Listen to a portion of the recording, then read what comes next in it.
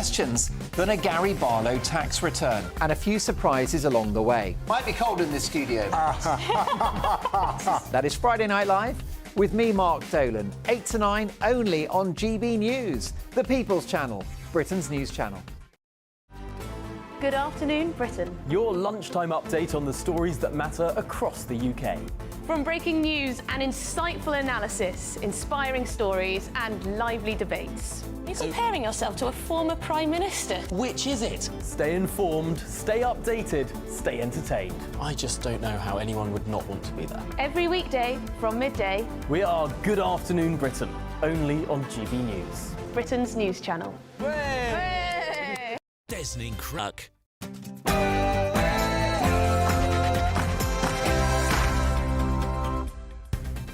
A very good evening to you. I'm Martin Daubney and this is GBN Tonight. For tonight's show, the Metropolitan Police have admitted they didn't get everything right when it came to policing the protests, but they rejected calls that its policing has been two-tiered. Well, I've been on the ground during the majority of these protests. As you can see there, that's me getting handcuffed at the Cenotaph a few weeks ago, and I've seen two-tier policing with my own eyes in plain sight. And now ahead of tomorrow's crucial winter fuel vote, a report has claimed that thousands will die if the winter fuel payment is scrapped. And it seems the Labour Party forgot they wrote that report themselves back in 2017. Plus, the National Crime Agency, which is at the centre of the Prime Minister's plan, of course, to smash the gangs, is reportedly on its knees. Now, this comes just days after the Home Secretary hailed success in the drop in small boats after 12 died in the deadliest small boat tragedy so far this year.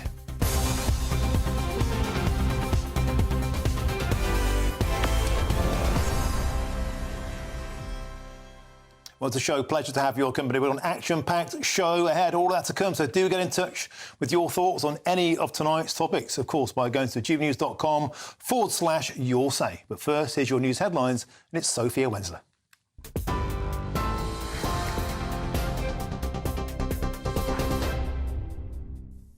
Martin, thank you. Good evening. I'm Sophia Wensler with your headlines just after 7 o'clock. The Princess of Wales has finished her chemotherapy treatment and said her focus is to stay cancer-free. She made the announcement in a heartfelt family video showing her spending private time with Prince William and her children. Princess Catherine revealed in March that she was undergoing cancer treatment and has been out of the public view since then. She's now set to carry out a few engagements this year, which could include remembrance events in November and her annual Christmas Carol concert.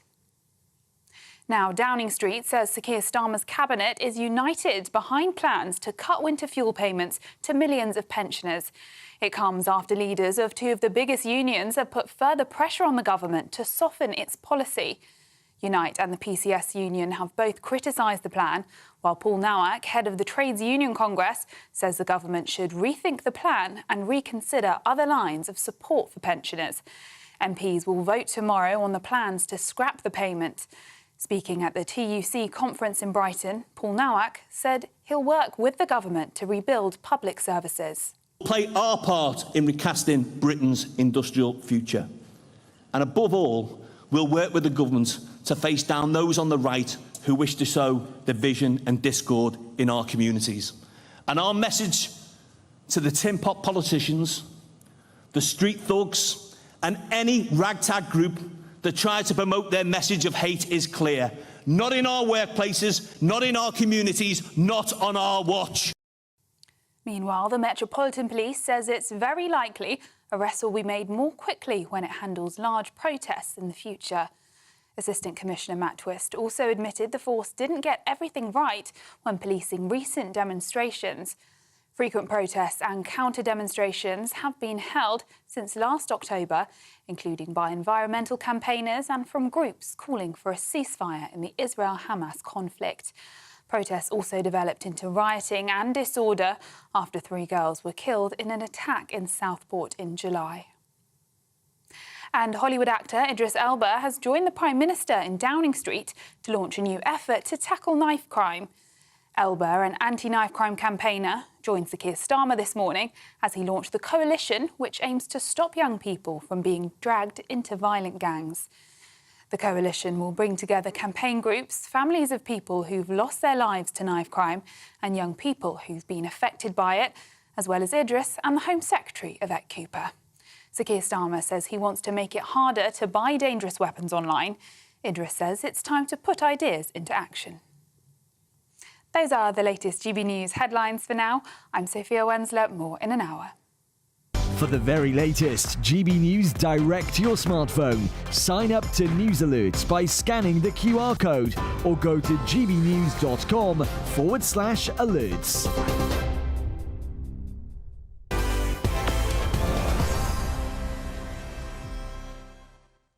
Thank you, Sophia. Now, tonight's top story, the Assistant Commissioner of the Metropolitan Police has admitted the force made mistakes in its policing of pro-Palestine protests, particularly in the early stages back in October.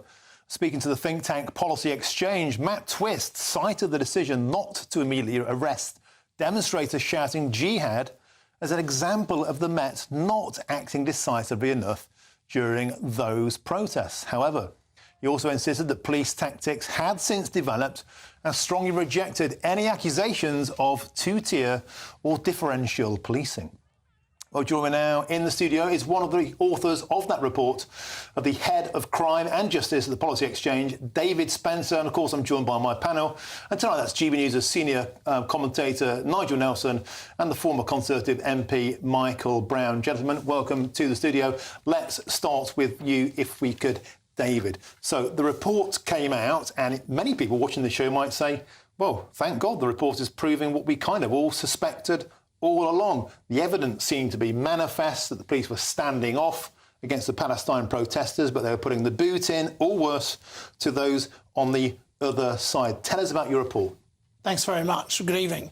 I think one of the big findings that we have when we look at particularly the mood of the public, what do the British people actually think about protests? And we look at the way the police are operating and the legal regime itself, the law, we see there's a really big gulf. There's a big gap between the law and the way the police are operating and the mood of the public. So, for example, we asked people, would you come into central London or another town and city if there's a major protest going on? And a huge proportion, over 2/3 of people said they would defer their plans. They would not come into London if there was a major protest going on. And interestingly, when we broke the data down, we actually looked and we saw that that was more likely to be the case for women and older people.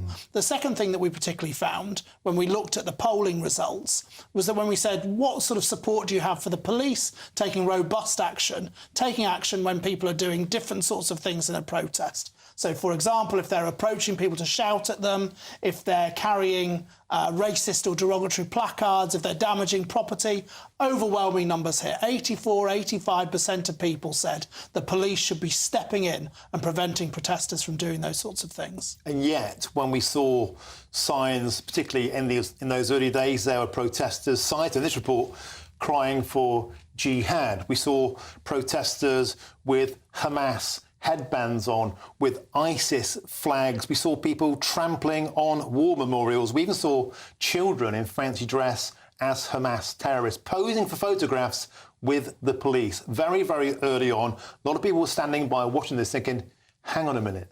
The uniformity of the law is not being applied here. Policing without fear or favour seemed to go out of the window. There was particular fear, many people believe, of putting the boot in to the pro-Palestine protesters, and yet we didn't see that, for example, at Cenotaph or the Enough is Enough protest ones that I went to. Does this report, and in particular you spoke to Matt Twist, the Assistant Commissioner of the Metropolitan Police, do they admit that they can improve, or was this a kind of, yeah, we acknowledge some of the things you're saying, but anyway, we're going to carry on as normal? I think my first thought is I really credit the Assistant Commissioner, Matt Twist, because he said he was quite open to me that they'd not got everything right. And I think to have a public servant, a very senior public servant, who's willing to go on the record and say, actually, we didn't get everything right, that's no bad thing. And to be honest, we could probably do with more of that sort of thing, and we might not have some of the difficulties we have. So I actually think all credit to Matt Twist for being willing to be open about that. I think the real issue when we look at the sort of two-tier discussion, or we call it differential policing in the report. The real issue is it's very difficult to get to grips with what's actually going on, because so much of this is behind closed doors by the police. So, for example, we have no idea often who the community leaders they're consulting with. We have no idea what the advice is that they're receiving, no idea about what these meetings are like and what action the police are taking as a result of the advice they're receiving. So the real problem is the lack of transparency here, and the first step that needs to happen is the police need to be far more open, far more transparent about the advice they're receiving from different groups. And David Spencer, some of the data you mentioned there is pretty eye-opening. I mean, there's a direct admission by the general public here. They give these protests a wide berth, not only through sense of perhaps their own fears, and I wonder what the Jewish community would have said if you'd have polled them, but also evidence of clear economic damage to our cities and our towns when these protests are going on. People are simply staying away. Undoubtedly. And although it's not in the report, certainly in some of the research conversations we had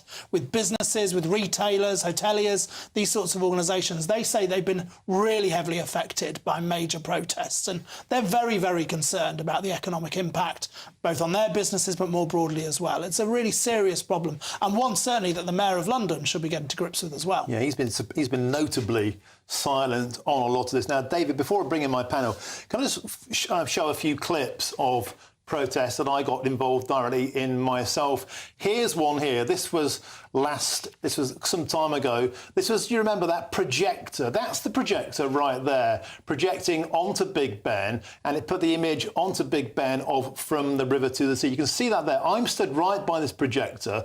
Those images were beamed around the world. On this protest, I was going right up to coppers and saying, that's an offence. To project onto that building is an offence. That's an insulting image many believe to be clear anti-Semitism. Will you go and do something about it? They had no interest whatsoever. Not a sausage. I also got egged at that protest because men were in full ski masks, and these were the Palestine protesters, and I was saying to them, to the coppers, go and nick those blokes. And in return for that, I got egged, and guess what? Nobody get arrested. Let's go on to the next clip. This was at the Cenotaph just a few weeks ago.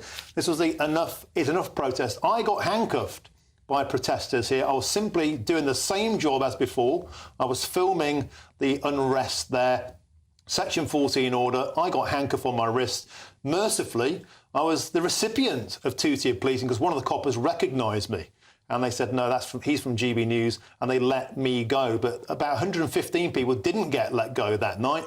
They got nicked under a dispersal order. And I just maintain, David Spencer, that this kind of thing is direct evidence. And I've been at these ones at the protests at the Cenotaph in November where several men were batoned, and there was blood all over the place. The images are actually too distressing to show on TV at this time of night. So the evidence of those who actually go there and go on the ground points to clear two-tier policing. And yet, in this report, noble, laudable report, they still reject claims of two-tier policing. And this is the problem, as I say, about transparency, is that we simply have no idea, or no clear idea, how the police are making these judgments, how they're making the decisions, what the advice they're getting from lawyers, from community groups, from the Crown Prosecution Service. And without getting the insight into what they're actually thinking, I don't mean that in a pejorative way, but what they're actually thinking, how they're making their decisions, we simply can't determine. It's very difficult to diagnose just what the problem is and how we solve it. So we need that transparency from the police. Great. So let's bring my panel in now, Nigel Nelson and Michael Brown. Nigel, perhaps I could start with you. I suspect you will echo Matt Twist, the Assistant Commissioner of the Met's sentiments when he says there is no such thing as two-tier policing, yet the evidence and this report seem to intimate that's not the case. Well, I mean, what Matt Twist told David, which actually really struck me, was that no, there isn't two-tier policing. There are infinite tiers of policing, and what it depends on is what it depends on is the threat that the protesters pose, the harm that they might cause, and the risk to the public. And so, what the police do is change their ways of policing depending on what the circumstances are. Now, OK, I think it was great that he admitted there were mistakes made, that they should have arrested people for shouting jihad earlier than they did. They had a bit of a problem, I think, about the legal definition of whether they could do it. But the important thing is that the police are operationally independent, and what they were doing there is saying, right, we must actually police proportionately and we must put public safety first. Michael Brown, do you buy that? This intimation that the police is policing without fear or favour, or does the evidence suggest to you that there's clear fear of one community and favour towards that same community? Well, I'm afraid I disagree entirely with Nigel. I live just south, a few hundred yards south of Vauxhall Bridge Road. Yeah. And when these protests were really going full pelt in October, November, up to Christmas, if you lived in my street, Looper Street, which joins Vauxhall Bridge Road, no civilian, sensible person would be able to go shopping in the Sainsbury's in Vauxhall Bridge Road, which is where I do my shopping usually on a Saturday afternoon. Can't do that when any of those protests are going on. So it's two-tier policing to this extent. The ordinary citizen going about their business who lives in my area of Pimlico, who wants to go shopping or wants to go to Victoria Station, nobody in their right mind, if they're my age, would go anywhere near the protesters. There's no police doing... It's two-tier policing to this extent. While the police are tied up dealing with, or rather not dealing with these protesters, we don't have any policing whatsoever when the spillover takes place on their way to the American embassy. That's why they're going along Vauxhall Bridge Road. As far as the police are concerned, it's all done and dusted when it's finished at Parliament, but it's not done and dusted when you're in my street about half an hour later.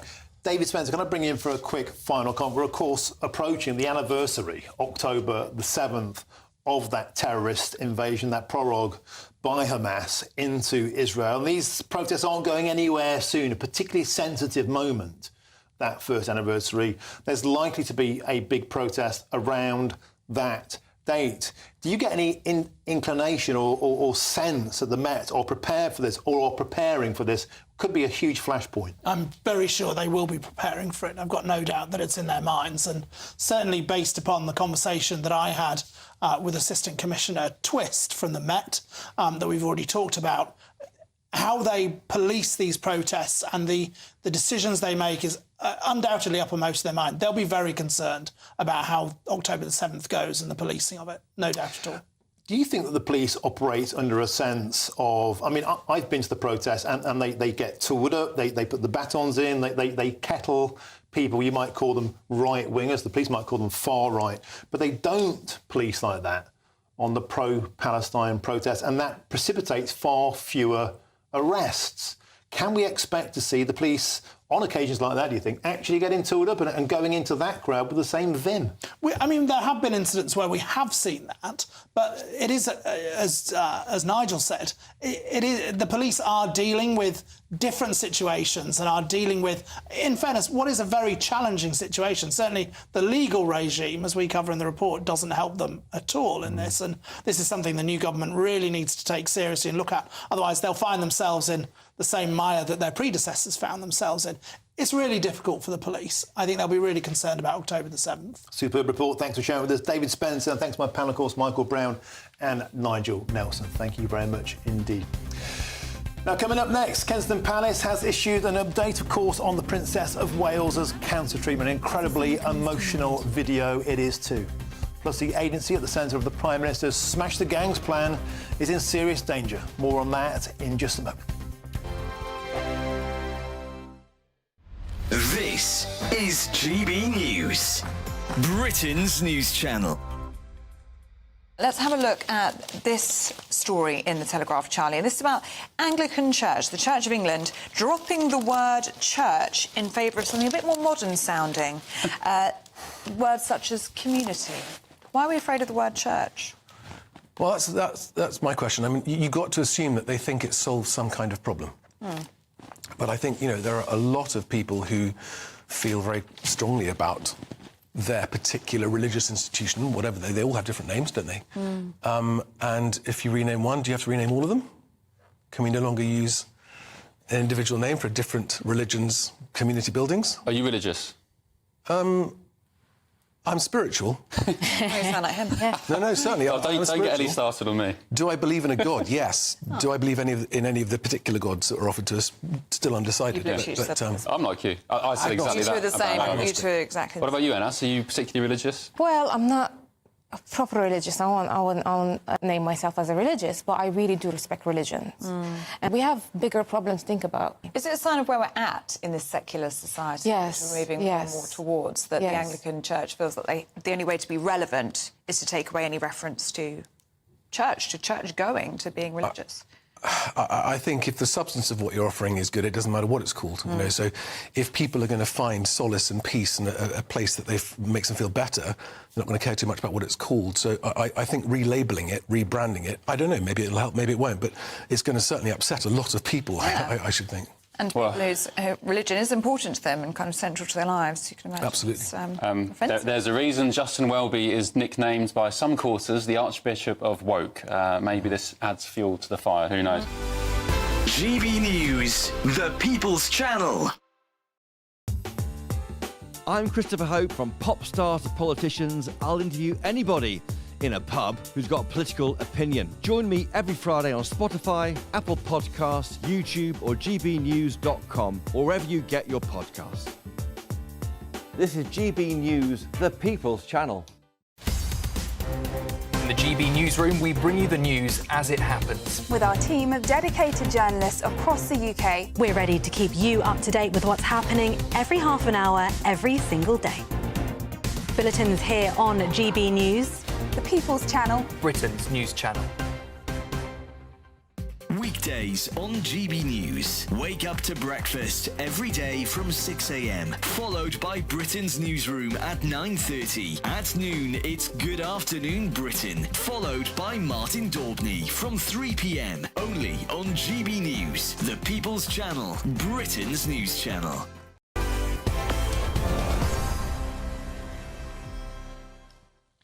Welcome back to GBN Tonight with me, Martin Daubney. Now, earlier today, Kensington Palace released a touching and quite beautiful video of the Princess of Wales and her family announcing that she has completed her chemotherapy treatment. The video shows the Prince and Princess of Wales and their beautiful children spending time as a family, with the Princess looking very well indeed. Let's take a look.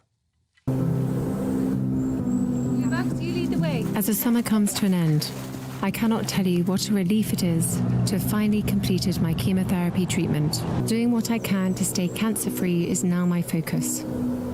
Although I have finished chemotherapy, my path to healing and full recovery is long, and I must continue to take each day as it comes. Well, joining me now to discuss this is the royal commentator Caroline Aston. Caroline, welcome to the show. I think it's an astonishing video. It's beautiful. It has so many vignettes that people can relate to of the princess and the prince with their children, playing cards, having a picnic, the sunshine on her face, the moments of life we all treasure. And I think we would all agree the royal family, we've never seen anything like this from them. It's an incredible video. What are your thoughts? Absolutely so. You know, watching that, I was thinking back to earlier royal glimpses of life. You think about the wartime morale-boosting films made of George VI and our future Queen, Princess Elizabeth, and her sister, Princess Margaret Rose, two polished little princesses, but pretty formal, pretty staid by today's standards. And then, of course, the Queen herself, our late Queen as a young mother, beautifully photographed pictures. But this is more like, isn't it, the most gloriously filmed and produced family holiday film. And it's glossy, it's beautifully done, but it's the words, isn't it, accompanying these marvellous images. The optics are superb, but the words, my goodness me. Here we have someone telling us about the long, hard struggle for the family over the last 7 months of chemotherapy, but how life at times like this gets stripped back to loving and being loved, the innate vulnerability that really, I suppose the message is, whether you be king or commoner, duke or dustman, this disease, the 6-letter word that strikes chills into everyone's heart, cancer, is a great leveller. And I love the princess's words at the end that although she's come to the end of her treatment and hopes to kind of pick up the reins of her job that she's done so well since 2011 when she married into the royal family, that she's in sympathy with all those people. And there will be people watching this who may have been given that diagnosis today or be undergoing chemotherapy, who will very much appreciate what she says about walking hand in hand, side by side.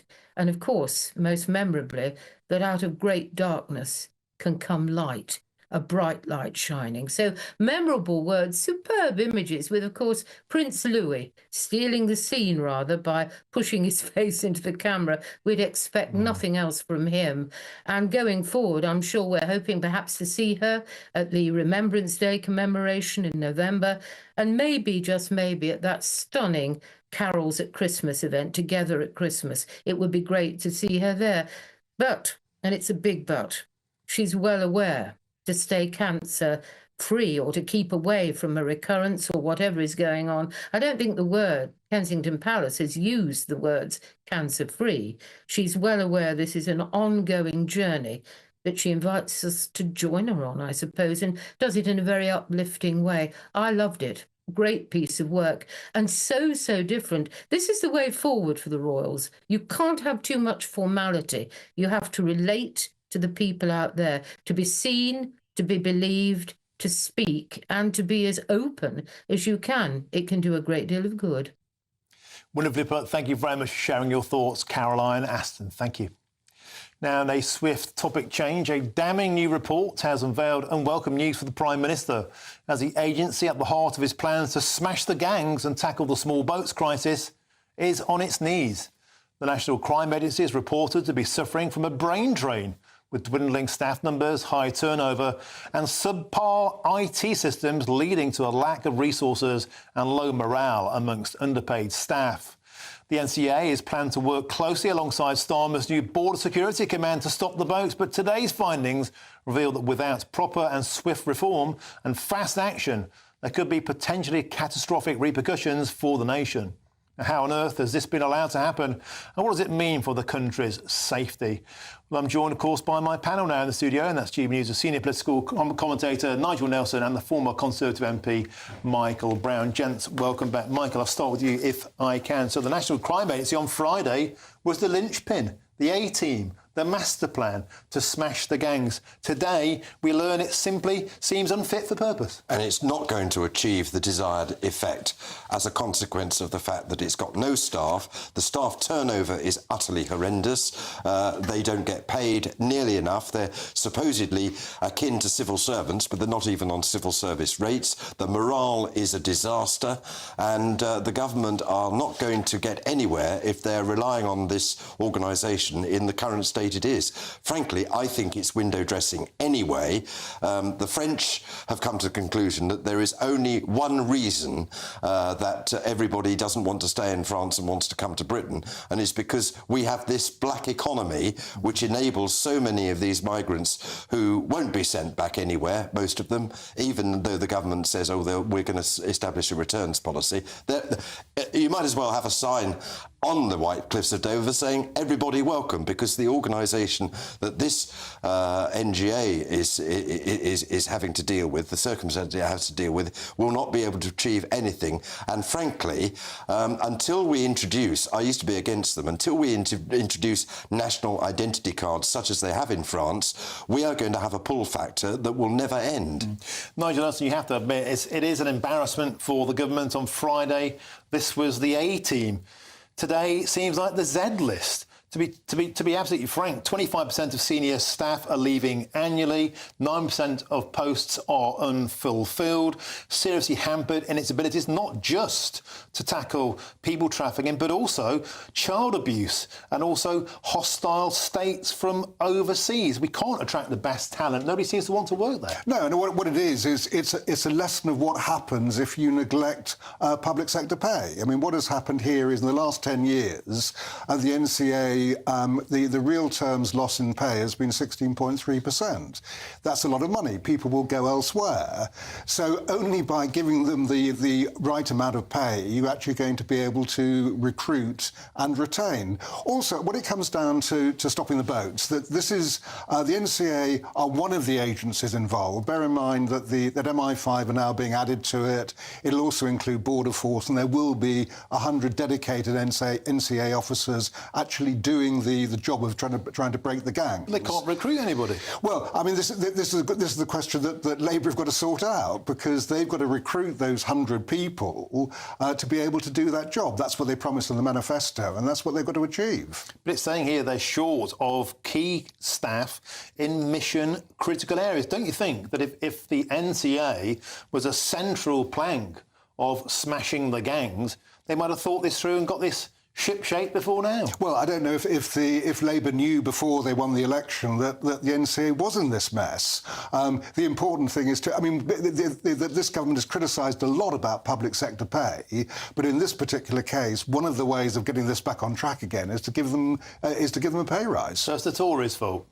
Well, obviously it is. I mean, Labour have only been there 2 months, so this is 14 years built up. So while I appreciate blaming the Tories for everything has got to stop somewhere, in this particular bit, it doesn't stop here. OK, thank you very much, Michael and Nigel. And we have a spokesperson. We have a statement from the Home Office, and the statement reads this.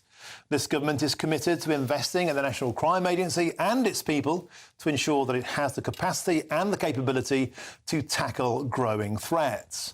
Last month, we announced 100 extra National Crime Agency officers on top of the 50% uplift in NCA officers stationed in Europol. And a spokesman for the NCA said this: we are committed to working with government to ensure that the agency has the right structure and is able to attract, retain and support a talented workforce.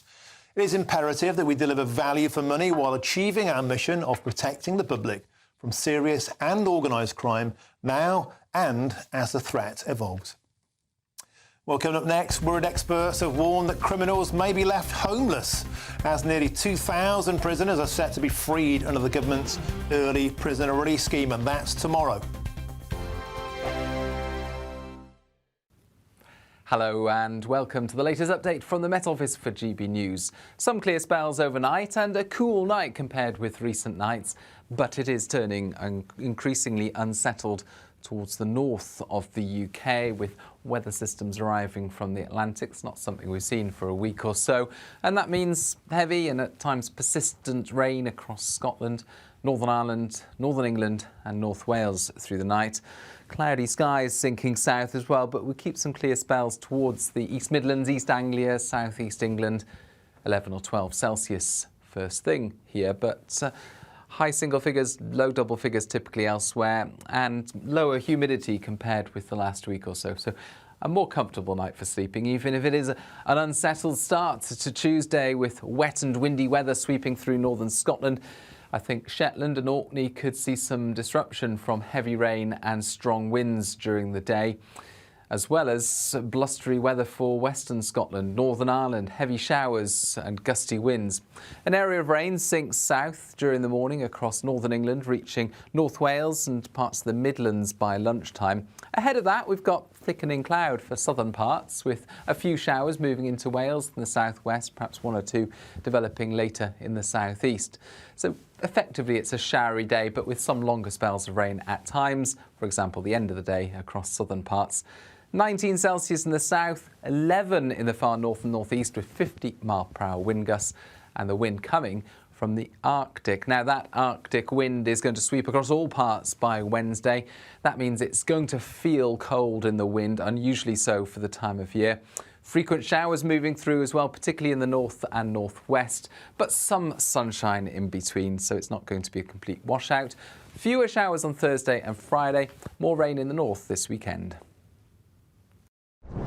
I'm Christopher Hope. And I'm Gloria Di Piero, bringing you PMQ's live here on GB News. Whenever Parliament is in session on a Wednesday at midday, we'll bring you live coverage of Prime Minister's questions. We'll be asking our viewers and listeners to submit the questions that they would like to put to the Prime Minister, and we'll put that to our panel of top politicians in our Westminster studio. That's PMQ's live here on GB News. Britain's news channel. Mark Dolan tonight is your weekend dose of news, debate and entertainment. This sounds like a wild conspiracy theory. Don't miss My Big Opinion. Mark Meets at My Take at 10. Democracy is a funny old thing. And we don't do boring, not on my watch. I just won't have it. Let's go and get another glass of that bubbly. You've earned it. That's Mark Dolan tonight, Saturday and Sunday, 9 to 11, only on GB News, the People's Channel, Britain's news channel.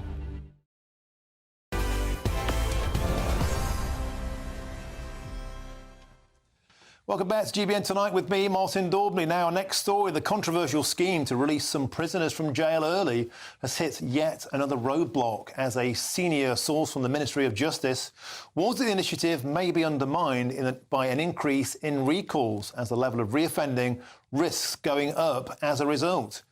Just to remind you, nearly 2,000 prisoners are recalled each month for breaching licence conditions, and the plans to set criminals free even earlier set off alarm bells for many within the system.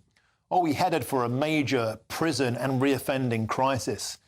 Well, I'm joined now by the Professor of Criminology at Staffordshire University, James Treadwell. James, welcome to the show. 2,000 cons being released early. What could possibly go wrong? Well, the probation service seemed woefully underprepared. Claims today they were only given days' notice instead of 3 months' notice. They're already warning us they've got 70 cases each per officer. They feel unable to cope. Domestic violence charities, meanwhile, in friendly media, such as The Guardian, saying domestic violence victims, survivors may be having sleepless nights tonight. James Treadwell, what could possibly go wrong? An awful lot could go wrong, Martin. And, SDS 40, which is going to play out both tomorrow and then in October, which is the government's policy of releasing prisoners 10% of their sentence early, has a lot of risks attached to it. And I don't think we've necessarily been honest about the risks as yet. Prisoners tend to reoffend. Now, OK, our reoffending statistics may say that that's quite low, but we also need to be alert to the fact that reoffending statistics at a time where there's court backlogs, where the justice system is in disarray and so on, tell only a partial picture. And what does also tell a picture is who we're releasing. I think there's been an almost kind of narrative that's come out about this, that we're releasing sort of Norman Stanley Fletcher and Lenny Godber type lags, whereas in reality, 50% of those in prison custody have at least 15 previous offences. Very often, even if their current offence isn't violence, there is violence in that past. They're being released to an overstretched probation service that we've seen highlighted and for concern time and time again, partly because of low staff numbers, partly as well because probation officers are making the wrong assessments around the risk individuals present. So if we look at some of the kind of notorious murder cases we've seen recently, the killing of law graduate Zara Alina in 2022 by Jordan McSweeney, for example. Probation failures highlighted there. He had 28 previous offences for 69 crimes, many of them violent. He'd been assessed as medium risk, hadn't been recalled. Those sorts of crimes show you what can go wrong when things go wrong in the management of offenders. And James Treadwell, to recall your porridge metaphor from earlier, this will be thin gruel to those who live in working-class communities. That's where these lags will be dumped. They won't be going into the policymakers' neighbourhoods. They won't be living near the liberal elites. They'll be dumped on working-class communities to start reoffending. And that no inmates in my backyard attitude, it will directly hammer the working-class communities the hardest. Yeah, the places that people who are released from prison tend to go to, you know, partly because of how we release them and where they come from in the first place, tends to be back to urban city centres. So a number of them will be heading to towns and cities like Birmingham, Liverpool, Manchester, Stoke-on-Trent, London, you know, and of course, there hasn't been an awful lot of time to look at the housing arrangements with them. So even if we're not releasing people no fixed abode, even if they're going back having given an address, that might not necessarily be particularly stable. It might be that things break down very, very quickly, fueling homelessness crisis and so on. And the areas that offenders do tend to return to do tend to be crime high areas. So if they do go back and begin to reoffend, that isn't evenly distributed. While they can present a risk to anybody and everybody, disproportionately, we do know that most crime blights the lives of the poorest in the working class the most. And that is well worth remembering. And it's in exactly those sorts of places and in those urban centres that you also tend to find the probation offices that have the capacity to supervise people as well. So they'll be being directed in many ways to those types of towns, cities and places.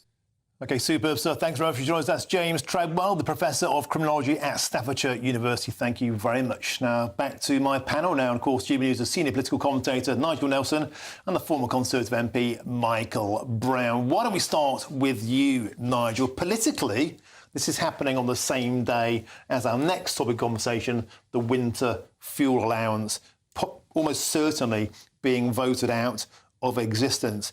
This could be a political headache for Sir Keir Starmer, just like the fuel allowance. If people start reoffending, if people start meeting the person who caused them trauma, this could be a disaster for the Labour Party.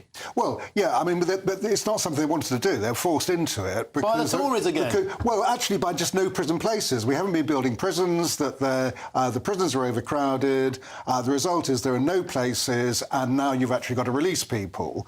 So that's the first thing. This wasn't actually a decision that a government wanted to take, but that any government would want to take, but they did. The second point is that it's important when they come out, important for every prisoner when they come out, they need a roof over their head, because if they end up homeless, what they will do is reoffend just to get back into jail and get the roof back over their head. And you need some kind of employment for them. Now, we've got a prisons minister, James Timpson, not heard much of him yet, but when he was running his shoe repair shops, he employed hundreds of ex-offenders. Now, if you can give people a job, they're much less likely to reoffend. Isn't the point, though, Michael, is that, you know, give ex-cons a job, give ex-cons a home. If only we could do that. Unemployment's through the roof today. There's practically no housing left for people. It seems to be mostly given to asylum seekers these days. Is this just not another accident waiting to happen? Oh, there's definitely going to be an accident. There's definitely going to be reoffending, and somebody's going to get, metaphorically, if not actually, somebody's going to get hurt. Now, on this, I agree with Nigel. This is not of the government's making. If there had been a Tory government re-elected 2 months ago, they would have been doing exactly the same, and we are going to find that the homelessness issue is going to be the problem. I was reading an article by somebody who was discharged from prison some while ago. He did manage to turn his life around. The reason he was able to turn his life around on day one is because the probation officers were able to provide accommodation for him. He said most of his friends reoffend from day one because they are literally dumped on the street the next day. But I'm afraid that's going to happen. Now, I'm not going to blame directly the government for this, because it's been a cauldron, an accident that's been waiting to happen. But accidents are definitely going to happen, as James implied in his interview with you just now. And Nigel, quickly, the probation service has been speaking out, saying it's already woefully overworked, 70 cases per officer, and once again they're going to be expected to manage these people. They've been given very short notice. Again, it's a political action, but the consequences on the ground level just don't seem to have been thought through. Well, I mean, we haven't enough probation officers, and what we need is to hire more of them, because you've got more prisoners anyway. If the prisons minister gets his own way, what he said is that a third of people in prison shouldn't be there. If he can, in his new job he can clear out prisons of 1 in 3 prisoners, you'll solve the overcrowding crisis, and one would hope you might solve the reoffending crisis too.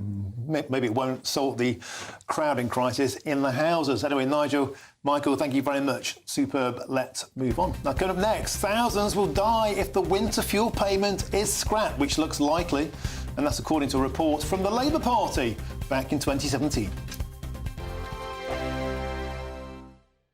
Sunday with Michael Portillo from 11, only on GB News. Club Classique, previously known as Méthode Club Classique, is South Africa's answer to the famous French fizz. They basically have to be made in South Africa and also by the traditional method. So it's exactly the same method as champagne, but is it made in a different place. So they can't call it champagne because it's not made in Champagne, but it's very similar. And on the other hand, in Prosecco, it all happens in a sort of great vat. Yes, doesn't it? Yes. Which is why Prosecco tastes different from other sparkling wines. Prosecco will taste much more fruity because you don't have the thing called lees aging. Insert the wine with brioche, biscuity, toasty flavours and aromas, which makes it much more complex. Here we've got a thing called Journey's End. Yes. And would you like to tell us, I've said that people didn't want to splash out on champers. They might want to go the Cap Classique route. Yes. What would they be saving? How much might that cost in a shop? So this one here will cost you about £17. So it is considerably, I guess, better value for money than champagne. But I'd also comment that it's probably a good deal cheaper than English sparkling wine, which is interesting. Yes, that is correct. Now, this Dessert. second one is called Kleiner Salzer. It is, yes. And you told me this is a little more expensive than the first one. It is. What price were we talking about here? About 20. About 20. Yes. Not vastly more. No.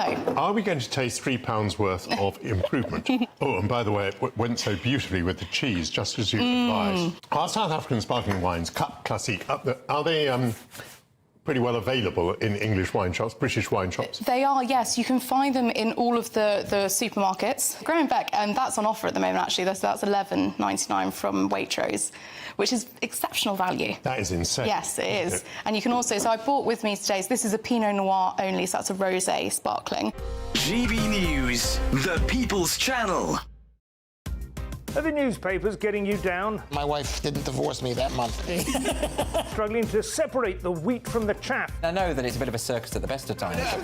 Well, don't worry. Headliners has got you covered. We'll take the burden of reading the day's news, and if we get depressed, who cares? It's an occupational hazard, frankly. That's Headliners on GB News from 11 p.m. till midnight, and the following morning, 5 till 6 a.m. on GB News, the comedy channel. Nah, just kidding. Britain's news channel.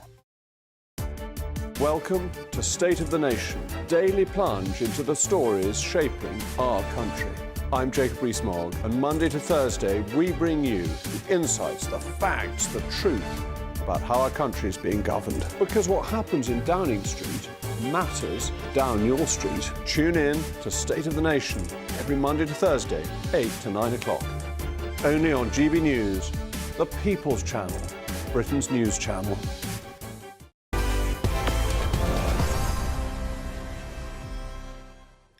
Welcome back to GBN Tonight with me, Martin Daubney. Now, thousands will die if the winter fuel payment is scrapped, and this is according to an old Labour report published in 2017. But are they right?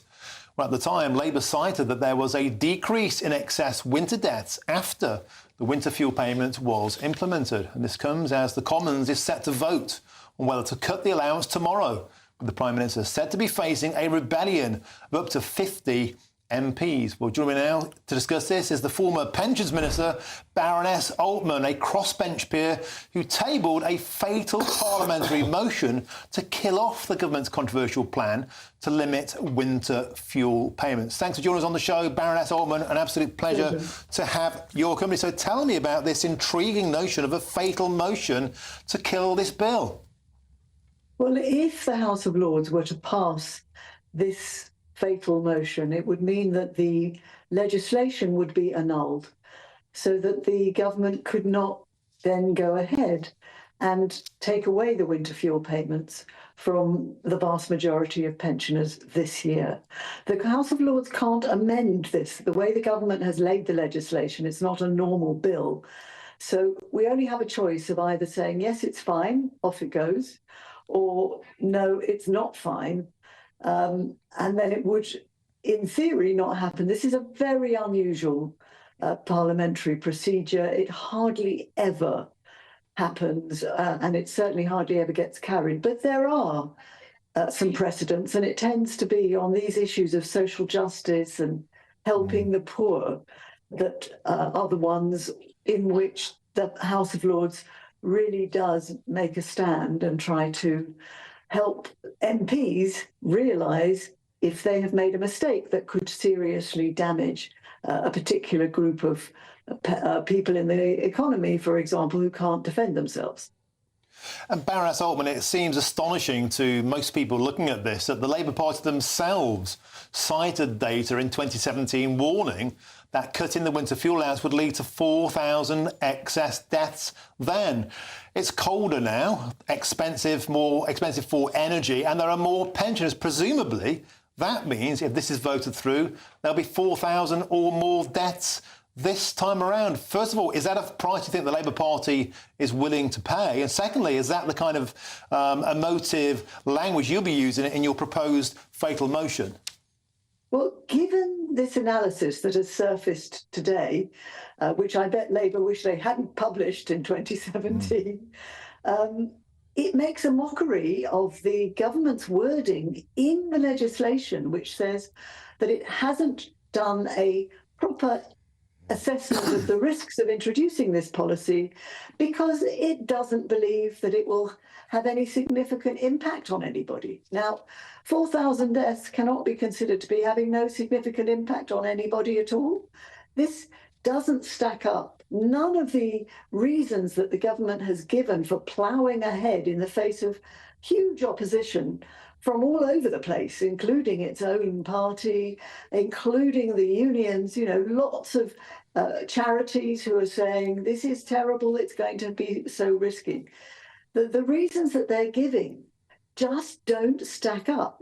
First of all, to say that nobody will be harmed is ludicrous. Secondly, to say that they're protecting the poorest, which would be a noble aim, but it's just not true. The poorest are those who the government already knows are eligible for pension credit, but not yet getting it, and that's over 800,000 households. In addition to which, there are those who have very little income, maybe from a private pension, above the means-tested threshold. They are poorer than people on pension credit, but they're still going to lose the winter fuel payment. So this is the wrong policy at the wrong time. If it was next year and there was time for measures to mitigate the damage, that's okay. That's more responsible government. Taking it away just from the well-off pensioners, I have no problem with that at all. Like child benefit, maybe limit anyone who's on higher or top rate tax from getting any money. That's fine. But there's no time to arrange any of these kinds of alternatives in the short order that the government is taking the money away, which is actually just in a few weeks' time, when pensioners who desperately need that money are simply not going to get it, and one fears they will have to choose whether or not to keep the heating on, and that is something that otherwise their health will be at risk from if it doesn't happen enough. OK, thanks for joining us, Baroness Altman, crossbench peer who's tabling that fatal parliamentary motion to kill off the government's controversial limits to winter fuel payments. Thank you very much. And I'm joined in my studio still by the GBNews senior political commentator Nigel Nelson and the former Conservative MP Michael Brown. I'm also joined by Jacob Rees-Mogg. Of course, State of the Nation is next. I'd like to get all of your takes on this if I could. Nigel, starting with you, what does it say about a government, by their own reckoning, 4,000 people could have died if the Tories had brought this in Now they're bringing it. Yeah, they're bringing. Surely that says they don't care about 4,000 people dying. Well, I'm not sure. I'm not sure that's true. But the government says they don't recognise the figure, but then it wasn't a government figure. It wasn't a government figure at the time. It was It was obviously a Labour Party figure. But when it comes down to what Ross has just been saying, I think she's right. I think this should be paused. What I'd like to see is pensions increased by £200 to £300. That would preserve the winter fuel allowance or the value of it for poorer pensioners, and then richer pensioners would give an awful lot of that back in tax. So Rachel Reeves still saves money. Michael Brown, what's your take on this? Well, the Labour Party have got themselves in a right old mess. The fact is, there are Labour members of Parliament after the election representing coastal constituencies like Worthing, Hastings, Bournemouth, Cleethorpes, seaside resorts, Cleethorpes I used to represent in Parliament, pensioners everywhere, and those Labour members of Parliament, many of them sit on very tiny majorities. If I were them, I would take the view, don't worry about the whip being taken away from me. I'm only going to be here 5 years if I'm lucky. I have a choice. Do I act as the Member of Parliament for Bournemouth East, or do I act as a Labour stooge and lose my seat at the next election? I have no problems with the winter fuel allowance being means-tested where people like Nigel and I are concerned. We have an interest to declare. We're pensioners. We don't need it. But there are going to be people down on 13,000, 14,000 a year, just over the threshold. They won't get, by the way, they're not going to get the pension credit because it's impossible to apply for. I think 38,000 people have applied during the course of the last couple of months since this announcement was made. So the government are quite happy for them not to get it. It's going to be a political disaster. OK, Michael, thank you very much. Jacob, before we talk about what's on your show, the Labour Party will undoubtedly win this vote tomorrow. Their majority dictates thus, but will they lose the heart of the nation in doing so? Well, they've lost the heart of the nation by penalising pensioners and giving money to train drivers. So if you're a friend of Keir Starmer, you get sackloads of gold, and if you're a pensioner likely to vote Conservative, you lose your widow's mite. I mean, I think this is pretty shameful. I would just say one thing, though, that might surprise you. I don't think the fatal motion should be passed in the House of Lords. Right. I don't think it's constitutionally proper for the House of Lords to challenge a newly elected government on a financial matter in this way. I'd go as far as saying I think it's unconstitutional. OK, superb stuff. Now, quickly, I know you've got an excellent report on your show tonight. State of the Nation coming next. Well, really importantly, I've got Trevor Asserson on, who did the review of the BBC, which showed 1,553 occasions when the BBC broke its own guidelines in the reporting of Gaza and Israel. The BBC is squealing like a stuck pig and saying, oh, the report hasn't been done properly and it's not fair. It was done by AI, as if AI isn't really quite clever. But this is a really important report and shows the underlying bias of the BBC. Great. So that's going on the State of the Nation with Jacob Rees-Mogg next. Thank you very much, Michael Brown, Nigel Nelson, my panel. Thanks for joining me tonight. I'll be back tomorrow, 3 till 6 p.m. on my show. Jacob's up next, but first, though, here's your weather with Aidan McGibbon. Have a great evening. Looks like things are heating up. Boxed boilers, sponsors of weather on GB News. Hello and welcome to the latest update from the Met Office for GB News. Some clear spells overnight and a cool night compared with recent nights, but it is turning increasingly unsettled towards the north of the UK, with weather systems arriving from the Atlantic. It's not something we've seen for a week or so, and that means heavy and at times persistent rain across Scotland, Northern Ireland, Northern England and North Wales through the night. Cloudy skies sinking south as well, but we keep some clear spells towards the East Midlands, East Anglia, South East England.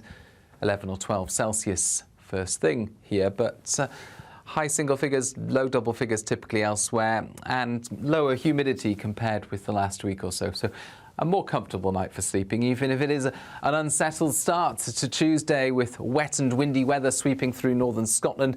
I think Shetland and Orkney could see some disruption from heavy rain and strong winds during the day, as well as blustery weather for western Scotland, Northern Ireland, heavy showers and gusty winds. An area of rain sinks south during the morning across northern England, reaching North Wales and parts of the Midlands by lunchtime. Ahead of that, we've got thickening cloud for southern parts, with a few showers moving into Wales in the southwest, perhaps 1 or 2 developing later in the southeast. So Effectively, it's a showery day, but with some longer spells of rain at times. For example, the end of the day across southern parts. 19 Celsius in the south, 11 in the far north and northeast with 50-mile-per-hour wind gusts, and the wind coming from the Arctic. Now, that Arctic wind is going to sweep across all parts by Wednesday. That means it's going to feel cold in the wind, unusually so for the time of year. Frequent showers moving through as well, particularly in the north and northwest, but some sunshine in between, so it's not going to be a complete washout.